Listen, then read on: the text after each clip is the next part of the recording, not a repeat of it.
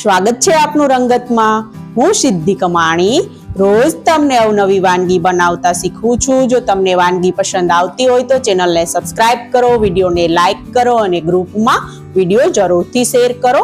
તો આજે આપણે કાઠિયાવાડી ભરેલા સરગવાનું શાક બનાવતા શીખીશું, જે અલગ જ રીતથી બનાવીશું। તો તમે પણ ઘરે એકવાર જરૂરથી ટ્રાય કરજો। તો ચાલો આજે આપણે બનાવવાનું શરૂ કરીએ કાઠિયાવાડી ભરેલા સરગવાનું શાક। ખાવામાં ખૂબ જ હેલ્ધી અને ઉનાળામાં કેરીના રસ સાથે ખાઈ શકાય તેવું ભરેલા સરગવાનું શાક બનાવવા માટેના ઇન્ગ્રેડિયન્ટ્સ અહીંયા આપણે જોઈ લઈએ। મેં અહીંયા 5 નંગ સરગવાની જે મીડિયમ પતલી સિંગ આવે છે તે લીધી છે। બહુ જાડી સિંગ નહીં લેવાની, એમાં બીનો ભાગ વધારે હોય છે, એટલા માટે એના મેં 2 ટુકડા કરીને લીધા છે। આપણે 4 ચમચી તેલની જરૂર પડશે, એટલા માટે મેં તેલ લીધું છે। 1 કપ પાણીની જરૂર પડશે, એટલા માટે મેં પાણી લીધું છે। 4 ચમચી મેં અહીંયા બેસન ચણાનો લોટ લીધો છે। 2 ચમચી સફેદ તલ, 3 ચમચી સિંગદાણા, 1 મીડિયમ સાઇઝના ટામેટાને ઝીણું સમારી લીધું છે। 1 મોટી ચમચી ઝીણી સમારેલી કોથમીર, 1 ચમચી ખાંડ, 1 નાની ચમચી લીંબુનો રસ, 5 થી 7 મીઠા લીમડાના પત્તા, 1 ઇંચ આદુના ટુકડા કરીને લીધા છે। લસણ મેં લીધું છે મોટી કળી 4, અહીંયા મેં 1 મરચાંના મીડિયમ ટુકડા કરીને લીધા છે। 1 ચમચી ધાણા જીરું પાવડર, 2 ચમચી લાલ મરચું પાવડર, અડધી ચમચી ગરમ મસાલો, 1 નાની ચમચી નમક, ચપટી હિંગ, 1 નાની ચમચી રાઈ, 1 નાની ચમચી જીરું અને અડધી ચમચી હળદર લીધી છે। તો ચાલો આપણે બનાવવાનું શરૂ કરીએ। પ્રેશર કુકરમાં ફક્ત 10 મિનિટમાં બનતું ભરેલા સરગવાનું શાક। હવે આપણે અહીંયા જે સરગવો લીધો છે એના આપણે 2 ઇંચના ટુકડા કરી લેશું। તો આવી રીતે આપણે સરગવાની સિંગના આ પાછળનો જે પતલો ભાગ હોય તે ચપ્પા વડે કાઢી અને આપણે આવી રીતે 2 ઇંચના સરગવાની બધી સિંગના ટુકડા કરી લેશું। અહીંયા મેં સરગવાની સિંગના મીડિયમ ટુકડા કરી લીધા છે। તો હવે આપણે આગળની પ્રોસેસ કરી લેશું। હવે આપણે શાકમાં નાખવા માટેનો મસાલો બનાવવાનો છે। તો એ પહેલાં આપણે જે અહીંયા મેં કાચા સિંગદાણા લીધા હતા 4 ચમચી, તે આપણે અહીંયા મેં મિક્સર જાર લીધું છે તેની અંદર એડ કરી દઈશ અને અહીંયા જે તલ લીધા હતા તે એડ કરી દઈશ અને બંનેને આપણે અધકચરા ક્રશ કરી લેવાના છે।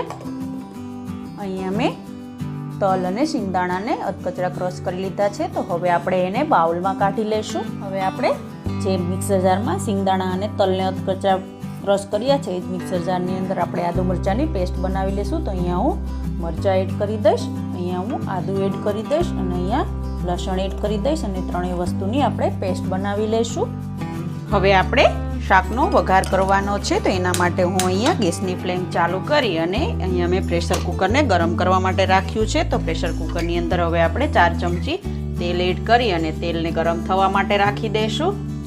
અહીંયા તેલ ગરમ થઈ ગયું છે, તો હવે આપણે વઘાર કરી લેશું। તો અહીંયા મેં જે રાઈ લીધી હતી તે હું એડ કરી દઈશ, અહીંયા મેં જીરું લીધું હતું તે એડ કરી દઈશ, અહીંયા મેં હિંગ ચપટી લીધી હતી તે એડ કરી દઈશ અને મીઠા લીમડાના પત્તા એડ કરી દઈશું અને જે આદુ મરચાં લસણની પેસ્ટ કરી હતી તે એડ કરી દઈશું અને તેલની અંદર મિક્સ કરી લઈશું। અને હવે આપણે જે ઝીણું સમારેલું ટામેટું લીધું હતું તે એડ કરી દઈશું અને બધી જ વસ્તુને મિક્સ કરી લેવાની છે।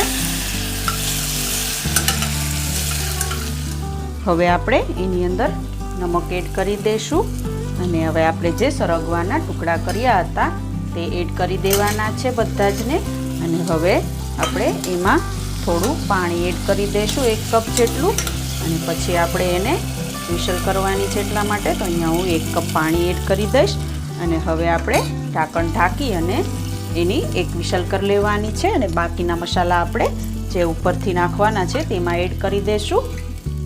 તો આપણે હવે ઢાંકણ ઢાંકી અને પ્રેશર કુકરની 1 વિસલ કરી લઈશું। આપણે પ્રેશર કુકરમાં વિસલ થાય ત્યાં સુધીમાં આપણે જે ભરેલા શાકનો મસાલો રેડી કરવાનો છે તેના માટે આપણે જે કાચો ચણાનો લોટ લીધો હતો 4 ચમચી તેને આપણે પેલા પેનમાં એડ કરી અને આપણે એને ગેસની ફ્લેમ મીડિયમ રાખી અને લાઇટ બ્રાઉન થાય ત્યાં સુધી એને આપણે શેકી લઈશું। અહીંયા આપણો ચણાનો લોટ મસ્ત શેકાઈ ગયો છે, સ્મેલ પણ આવવા લાગી છે। તો હવે આપણે એની અંદર જે અહીંયા સિંગદાણા અને તલ લીધા હતા તે આપણે એડ કરી અને મિક્સ કરી દઈશું, જેથી એની કચાશ દૂર થઈ જાય એટલે આપણા શાકનો ટેસ્ટ ખૂબ જ મસ્ત આવે।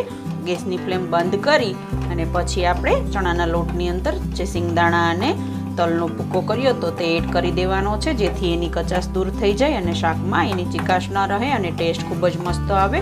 તો અહીંયા 1 થી 2 મિનિટ માટે આવી રીતે ચલાવતા એને મિક્સ કરી લેવાનો છે। અહીંયા આપણે શાકના પ્રેશર કુકરમાં 1 વિસલ કરવાની માટે કરી હતી તો 1 વિસલ થઈ ગઈ છે। તો હવે આપણે ઢાંકણ ખોલી અને શાકને આપણે ચેક કરી લઈશું. આપણો મસ્ત સરગવો બફાઈ ગયો છે. તો હવે આપણે એની અંદર જે આપણે બધો મસાલો આપણે ભરેલા શાકનો એડ કરવાનો છે તે બધું એડ કરી દઈશું. તો આપણે સૌપ્રથમ એની અંદર અહીંયા જે મેં અડધી ચમચી હળદર લીધી હતી તે એડ કરી દઈશું.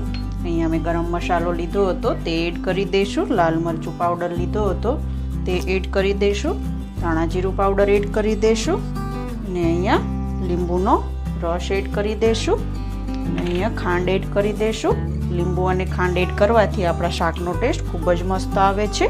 અને આપણે જે અહીંયા શેકેલો ચણાનો લોટ અને શિંગદાણા અને તલને આપણે મિક્સ કર્યા હતા તેમાંથી આપણે 4 મોટી ચમચી પહેલાં એડ કરી દઈશું. અને પછી આપણે મિક્સ કરી અને જરૂર પડશે તો બીજો મસાલાને એડ કરવાનો છે. તો હવે આપણે ચમચા વડે શાકની અંદર બધા જ મસાલાને હળવા હાથે મિક્સ કરી લેવાનો છે, જેથી આપણા સરગવાની સીંગ તૂટી ન જાય અને આખી જ રહે અને એની અંદર મસાલો વ્યવસ્થિત રીતે લાગી જાય એટલા માટે. તો આવી રીતે આપણે હજુ એની અંદર મિક્સ કરી અને હજુ આપણે 1 ચમચી જેટલો જે મસાલો આપણે ચણાના લોટવાળો કર્યો છે તે એડ કરી અને મિક્સ કરી લઈશું.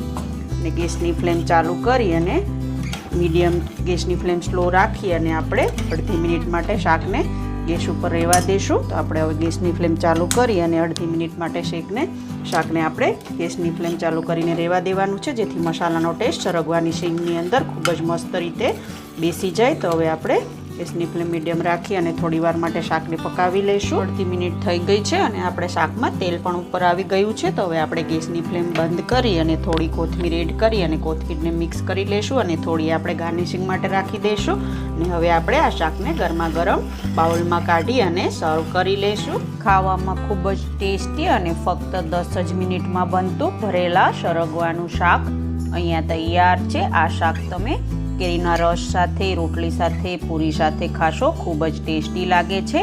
તો તમે પણ આ પ્રેશર કુકરમાં બનતું ભરેલા સરગવાનું શાક ઘરે એકવાર જરૂરથી ટ્રાય કરજો અને તમારું ભરેલા સરગવાનું શાક કેવું બન્યું તે મને કમેન્ટ બોક્સમાં જરૂરથી જણાવજો. કેવી લાગી તમને મારી રેસીપી? જો તમને મારી રેસીપી પસંદ આવી હોય તો તમે મારા વિડીયોને લાઈક કરો, તમારા ગ્રુપમાં મારા વિડીયો શેર કરો અને હજુ સુધી તમે જો મારી ચેનલને સબસ્ક્રાઈબ ના કરી હોય તો વિડીયોની નીચે જે રંગત છે તેની બાજુમાં સબસ્ક્રાઈબનું બટન છે તે બ્લેક કલરનું હશે. તો તમે હજુ સુધી મારી ચેનલને સબસ્ક્રાઈબ નહીં કરી તો એ બટનને તમે ક્લિક કરો, જેથી મારી ચેનલ સબસ્ક્રાઈબ થઈ જાય. અને એ ક્લિક કરશો એટલે એક બેલ આઇકન આવશે, એને પણ તમે ક્લિક કરો, જેથી મારા વિડીયોના નોટિફિકેશન તમને સૌ પ્રથમ મળતા રહે. તો રોજ આવી અવનવી વાનગી જોવા માટે જોતા રહો રંગત, ખાણીપીણીના શોખીન ગુજરાતીઓની. Thanks for watching.